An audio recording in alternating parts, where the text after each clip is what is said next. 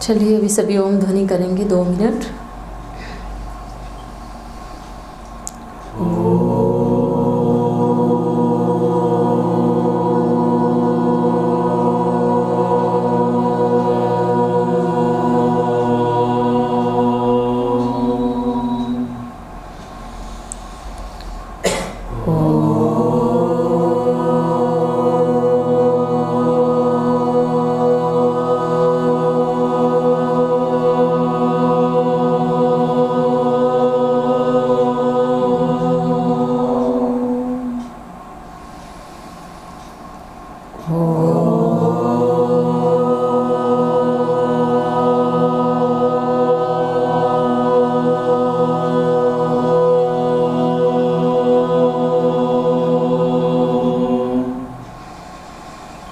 ओम शांति।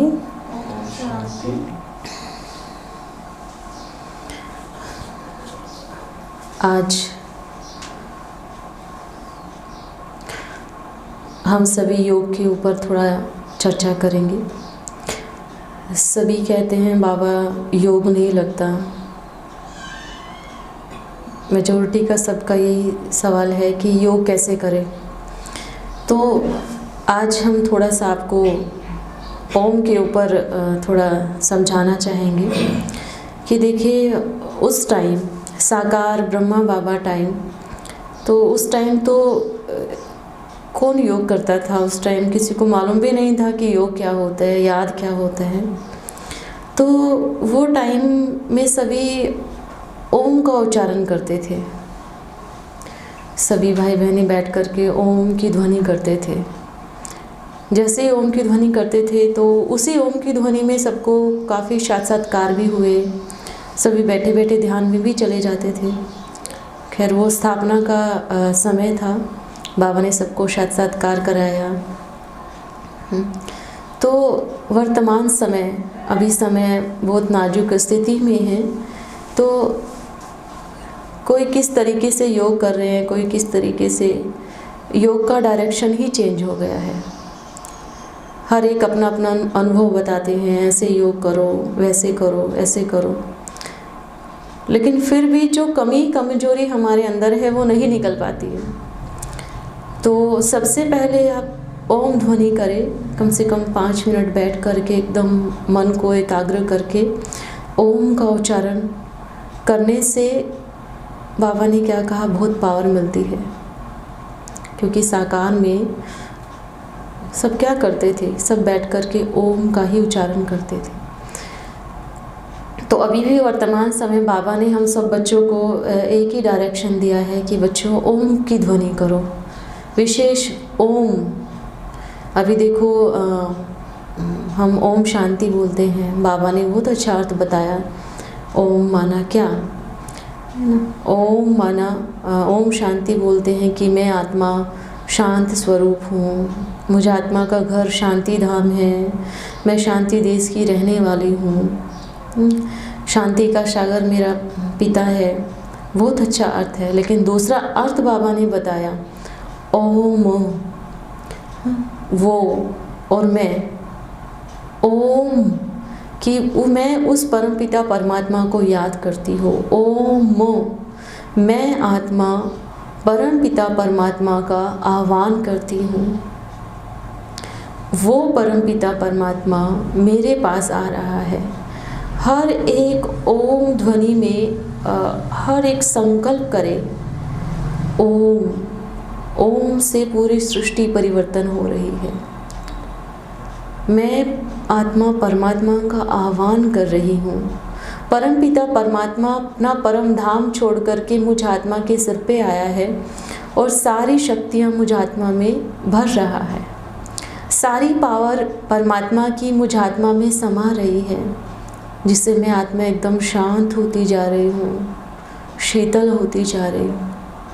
सारी शक्तियाँ मुझ आत्मा में आ रही हैं। तो सभी बैठ करके, एक तो ओम हम कैसे करते हैं, ओम करने का तरीका क्या होता है। कहीं ऐसे ओम करने के भी कई तरीके होते हैं। जैसे आप ओम का उच्चारण करते हैं तो हर एक ओम के उच्चारण में आप संकल्प ले, कोई भी संकल्प ले। जैसे ही मैं ओम का उच्चारण कर रही हूँ, उसमें संकल्प ले, मैं आत्मा पावरफुल हूँ। पावरफुल शक्तियाँ परमपिता परमात्मा की मुझ आत्मा के अंदर समा रही है। फिर ओम ध्वनि करें। उसके बाद जैसे ही परमात्मा की सारी शक्तियाँ आ गई तो मेरा जो मन है, मैं जो आत्मा हूँ, हर खजाने से भरपूर हो गई हूँ। फिर ओम की ध्वनि करें कि वो जो परमपिता परमात्मा शक्तियाँ लेकर के आए हैं, वो मुझ आत्मा के घर में, मन में, बुद्धि में एक एक शक्तियों को हीरे के रूप में रख रहे हैं, खजाने के रूप में रख रहे हैं। हर एक हीरे पे लिखा है सुख, शांति, प्रेम, आनंद, पवित्रता, खुशी, शक्ति। ऐसे परमात्मा आते हैं परम धाम से सभी खजानों को लेकर, और जैसे ही मैं ओम का उच्चारण करती हूँ तो मेरे मन में बाबा ऐसे लगातार हीरे रख रहे हैं। हर एक हीरे पे लिखा हुआ है, और सोचो कि हम कितने खजानों के मालिक बनते जा रहे हैं। वो हीरे अनमोल हैं, वो कहीं पर भी नहीं मिलेंगे। वो परमपिता परमात्मा की ताकत से, हमारे योग के बल से हमें मिलेंगे। अभी हम कई बार योग में सुनते भी हैं कि दूसरा बात हम कहते हैं कि हमारे पाप कर्म विनाश कैसे हो। सबसे बड़ी बात यह है कि बहुत बच्चे योग में कंफ्यूज्ड हैं कि योग कैसे करें, योग कैसे लगाएं, याद कैसे करें, पाप कर्म विनाश कैसे करें। तो उसमें भी बहुत अच्छी बात है कि क्या हमारे पाप कर्म धर्मराजपुरी में विनाश होंगे? हाँ होंगे, लेकिन बाबा ने क्या कहा है? कितनी बार बाबा ने मुरलियों में कहा कि धर्मराजपुरी बच्चे इसी संसार में बनने वाले हैं, वो भी बनेगी। अब इस संसार में भी क्योंकि हम कर्म इस शरीर से कर रहे हैं तो फल की भी हमें इसी शरीर से मिलेगा, लेकिन हाँ लाइट के शरीर से भी हमें वो हिसाब किताब चुकतू करना ही पड़ेगा। तो धर्मराजपुरी सूक्ष्म वतन को कहा जाता है, और हम बोलते हैं कि भाई परम धाम में बैठने से पाप कर्म विनाश होंगे, तो ये सही नहीं है। ज्वालामुखी योग परम धाम में होता है, ये भी बिल्कुल सही नहीं है, क्योंकि कभी ज्वालामुखी योग परम धाम में हो ही नहीं सकता। कारण क्या है कि परम धाम को ज्वालामुखी धाम नहीं कहा जाता, परम धाम को धर्मराजपुरी नहीं कहा जाता। परम धाम माना परम पिता परमात्मा के रहने का धाम, शांति धाम, उसको शांति धाम कहते हैं, निर्वाण धाम कहते हैं, ब्रह्मलोक कहते हैं, लेकिन उसको धर्मराजपुरी नहीं कहते हैं, उसको ज्वालामुखी योग धाम नहीं कहते हैं। तो हमारे जो पाप कर्म होते हैं विनाश, वो होते हैं सिर्फ धर्मराजपुरी में ही, क्योंकि परम धाम में कभी ज्वालामुखी योग नहीं होता। वहाँ कहाँ से ज्वाला जगेगी? वहाँ तो सब आत्माएं बिंदु के रूप में हैं, एक जड़ के रूप में हैं। वहाँ तो सब अपने अपने स्वधर्म में टिकी हुई आत्माएं हैं। वहाँ तो सिर्फ शांति ही शांति है। वहाँ योग से, हाँ वहाँ योग करने से हमें प्राप्तियाँ होती है, प्राप्तियाँ। परम धाम में बैठने से हमें शांति की अनुभूति होगी, परमात्मा के प्रेम की अनुभूति होगी, बहुत प्यार मिलेगा उस। लेकिन योग बल से पाप कर्म विनाश होना वो धर्मराजपुरी में होता है। सूक्ष्म वतनवासी ब्रह्मा बाप, अर्थात जैसे कहते थे ना शुरू में बाबा सबको भेजते थे, बच्ची जाओ सूक्ष्म वतन में देख के आओ जो ब्रह्मा है उसकी लाइट कितनी है और मेरी लाइट कितनी है। तो इसका मतलब है कि सबसे पहले बाबा ने सूक्ष्म वतनवासी ब्रह्मा को रचा, बाद में स्थूल वतनवासी ब्रह्मा को रचा। तो ब्रह्मा द्वारा सृष्टि रची गई ये तो है, लेकिन जो सूक्ष्म वतनवासी ब्रह्मा और यहाँ अपने जो ब्रह्मा बाबा जब वो संपूर्ण बन करके अपने शरीर को त्याग करके जब उस ब्रह्मा में समाते हैं तब बनते हैं वो धर्मराज। अकेले स्थूल वतनवासी ब्रह्मा धर्मराज नहीं बनते हैं, है ना। वो बाघ के रूप में स्थापना का कर्तव्य करते हैं, लेकिन जब वही ब्रह्मा सूक्ष्म वतनवासी ब्रह्मा में समा जाते हैं तब उनका रोल बनता है धर्मराज का। तब कहते हैं धर्मराजपुरी। हाँ, लेकिन ऐसा नहीं है कि भाई समाएंगे तभी हिसाब किताब, लेकिन जब शिव पिता उसमें प्रवेश करते हैं तब भी वो धर्मराज ही है, क्योंकि वो परमपिता परमात्मा जब सूक्ष्म वतनवासी ब्रह्मा में प्रवेश करते हैं तब होते हैं हमारे पाप कर्म विनाश। जब सूक्ष्म वतनवासी ब्रह्मा को शिव परमपिता परमात्मा धारण करते हैं, उनकी भ्रुकुटी में बैठते हैं, तो उनकी दृष्टि से एक ऐसी योग ज्वाला निकलती है, ऐसी योग ज्वाला निकलती है कि हम अपने लाइट के शरीर से उनके सामने जाके बैठते हैं और वो लाइट हमारे ऊपर पड़ती है और उनकी भ्रुकुटी में देखते हैं, उनके नेत्रों में देखते हैं, तब हमारे आत्मा के जन्म जन्म के पाप कर्म विनाश होते हैं। इसको कहते हैं ज्वालामुखी योग। तो आपको पाप कर्म विनाश करने हैं, सूक्ष्म वतन में जाइए, शांतिवन अपना शांति के सागर परमपिता परमात्मा का आह्वान कीजिए और सूक्ष्म वतनवासी ब्रह्मा तन में उनको महसूस कीजिएगा कि उसमें परमपिता परमात्मा उनकी भ्रुकुटी में बैठ करके, जैसे ही उनकी भ्रुकुटी में बैठे उनका रूप बन गया धर्मराज, और उनके नेत्रों से ऐसी योग ज्वाला निकल रही है, ऐसी पावर शक्ति निकल रही है जो मुझ आत्मा के जन्म जन्मांतर के पाप कर्म को विनाश कर रही है, ख़त्म कर रही है, और मैं आत्मा एकदम सच्चे सोने की तरह शुद्ध बनती जा रही हूँ।